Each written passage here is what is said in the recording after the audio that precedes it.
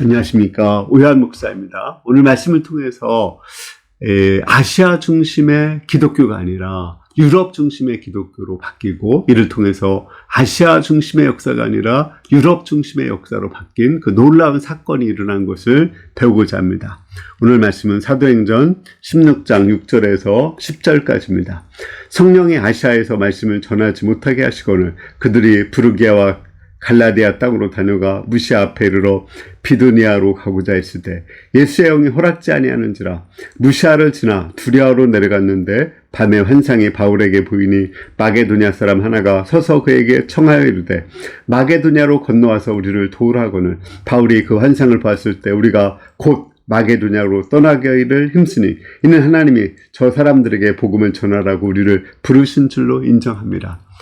우리 안디옥 교회를 중심으로 해서 이제 그 1차 세계 선교 여행을 했고, 두 번째 그 2차 선교 여행을 사도 바울이 했습니다. 근데 2차 선교 여행을 할 때 하나님께서 아시아에서 복음을 전하지 못하게 했어요. 성령께서는 복음을 전하도록 도와주시기도 하지만 때로는 성령께서 복음을 전하지 못하도록 막기도 합니다.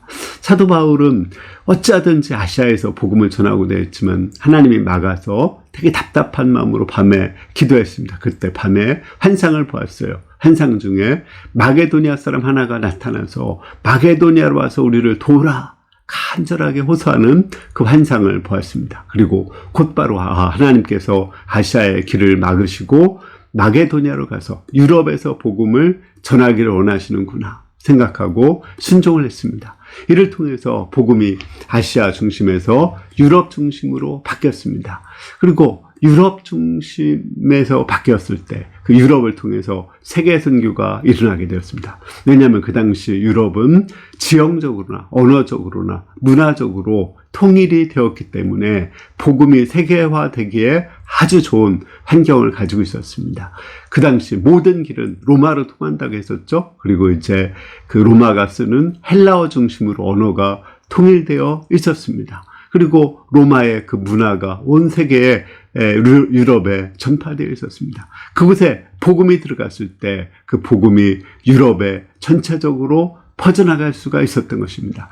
그 유럽에 전파된 그 복음이 미국을 향해서 이제 전해지게 되었고, 또 미국에 간 복음이 결국은 아시아에 와서 우리 한국에, 중국에 전파되게 되었습니다. 이를 통해서 이 복음이 전 세계에 전파되게 된 것입니다. 이처럼 그 역사가 이렇게 아시아 중심에서 유럽 중심으로 바뀐 것은 그 사도 바울의 그러한 결단, 순종도 있지만 더 근본적으로는 성령께서 그들의 마음을 움직이시고 친히 인도하신 것을 알 수 있습니다. 하나님의 관심은 온 세계에 복음을 전하는 것입니다. 모든 사람들이 다 구원받는 것입니다. 그때가 되면 예수님께서 다시 재림하셔서 온 세계를 다스리는 하나님 나라를 만들기를 원하십니다. 이것이 하나님의 마음입니다. 우리도 이런 하나님의 마음을 알고 하나님의 마음이 어디에 향해 있는지, 또 어디에 먼저 복음을 전하기를 원하는지 알고 거기에 힘써서 복음을 전할 수 있기를 기도합니다. 그를 통해서 온 세계에 복음이 전파되고 예수님이 다시 오셔서 하나님 나라가 이루어질 수 있기를 기도합니다. 감사합니다.